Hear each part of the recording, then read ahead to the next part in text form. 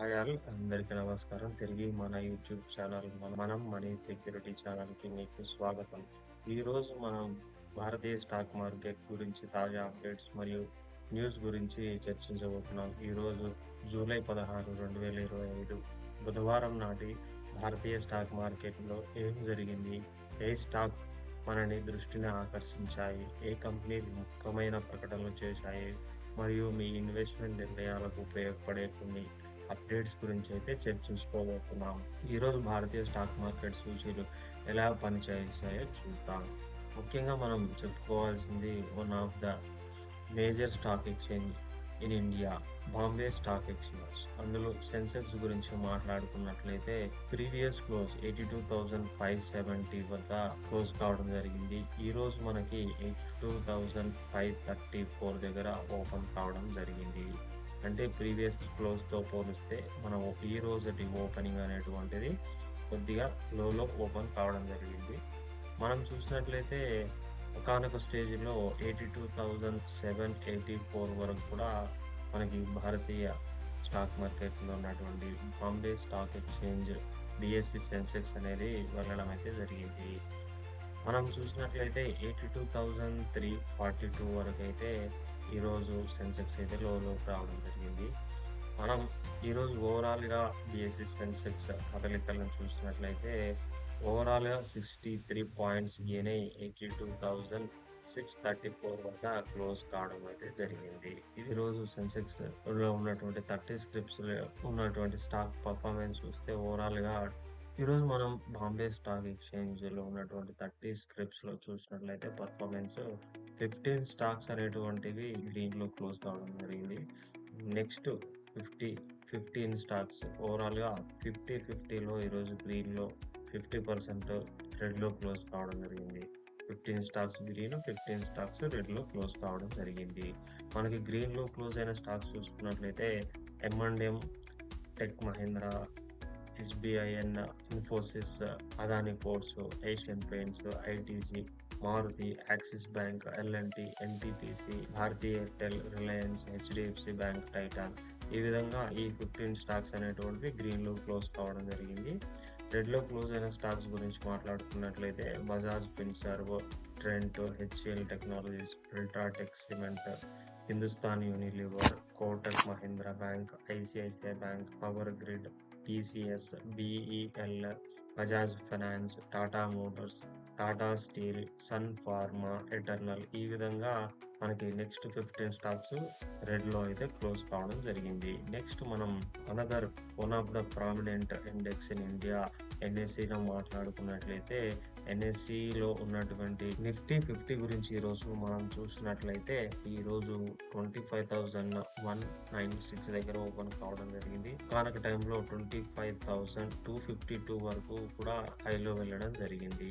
25,120 వద్ద ఈరోజు NSE Nifty లోలో రావడం జరిగింది. ఓవరాల్‌గా మనం చూసినట్లయితే 16 పాయింట్స్ గెయిన్ అయ్యి 25,212 దగ్గర క్లోజ్ కావడం జరిగింది.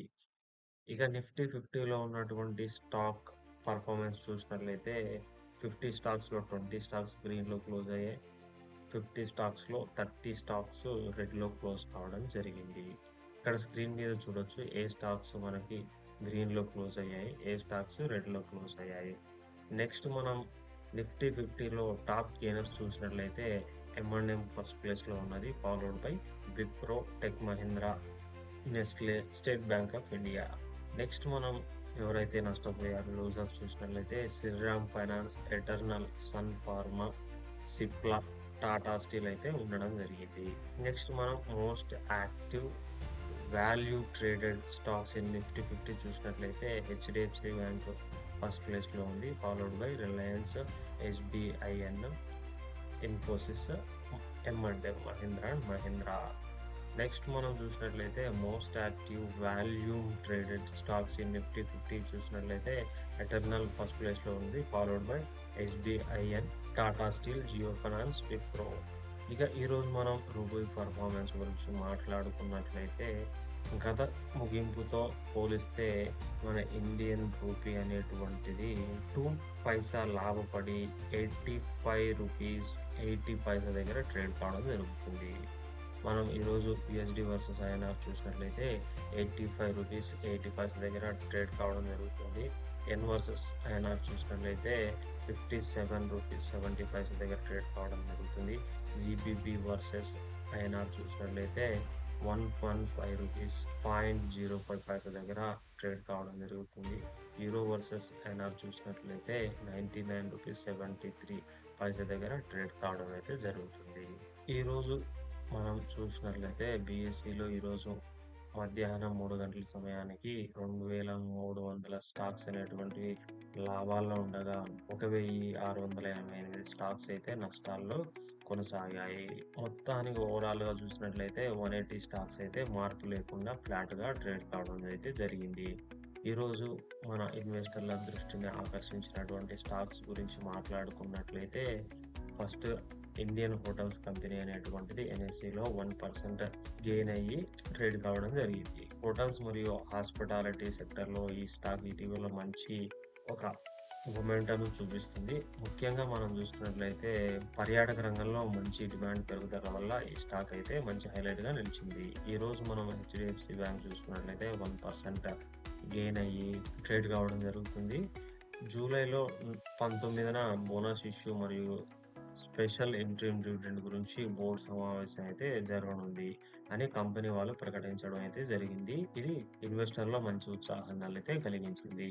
నెస్లే ఇండియా చూసినట్లయితే ఈరోజు 2% వరకు అబోవ్‌లో క్లోజ్ కావడం జరిగింది. ఇది ఎఫ్ఎంసీజీ సెక్టర్‌లో మంచి బలమైన డిమాండ్ అయితే కనబరిచింది. అదేవిధంగా మనం జయప్రకాష్ పవర్ గురించి చూసినట్లయితే 3% వరకు అయితే నష్టపోవడం జరిగింది. పవర్ ఇండెక్స్ అనేది 0.5% లాభపడినప్పటికీ జయప్రకాష్ పవర్ అనేటువంటిది మనకి నెగెటివ్‌లో క్లోజ్ కావడం జరిగింది. మీ పోర్ట్‌ఫోలియోలో ఈ స్టాక్స్ ఉన్నట్లయితే ఈ అప్డేట్ అయితే మీరు గుర్తుపెట్టుకోండి. ఇక్కడ మనం చూసుకున్నట్లయితే ఇంకా మంచి మొమెంటం కలిగించిన షేర్లు, అదేవిధంగా ఇంకా మంచి మొమెంటం గురించి మాట్లాడుకున్న షేర్లలో ఈరోజు మనం చూసినట్లయితే తిలక్ నగర్ ఇండస్ట్రీస్ అనేటువంటి స్టాక్స్ అనేటువంటిది లిక్కర్ ఇండస్ట్రీలో మంచి వృద్ధినైతే కనిపిస్తుందనేటువంటిది అయితే అనలిస్టులు అయితే చెప్పడం అయితే జరిగింది. ఆర్కిడ్ ఫార్మా గురించి చెప్పినట్లయితే ఫార్మా సెక్టర్‌లో ఈ స్టాక్ మంచి పెర్ఫార్మెన్స్ చూపిస్తుంది అనేది చెప్పడం జరిగింది. ఐటీసీ గురించి మాట్లాడుకున్నట్లయితే ఎఫ్ఎంసీజీ సెక్టర్‌లో ఈ స్టాక్ ఎల్లప్పుడూ సురక్షితమైన ఎంపిక అనేటువంటిది చెప్పడం అయితే జరిగింది.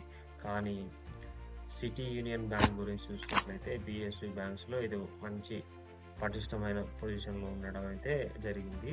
అది చెప్పడం అయితే జరిగింది. వరుణ్ బెవరేజ్ గురించి మాట్లాడుకున్నట్లయితే ఎఫ్ఎంసీజీలో ఈ వరుణ్ బెవరేజ్‌కి మంచి ప్లేస్ ఉండడం అయితే జరిగింది. అదేవిధంగా అనలిస్టులు అయితే చెప్పడం జరిగింది.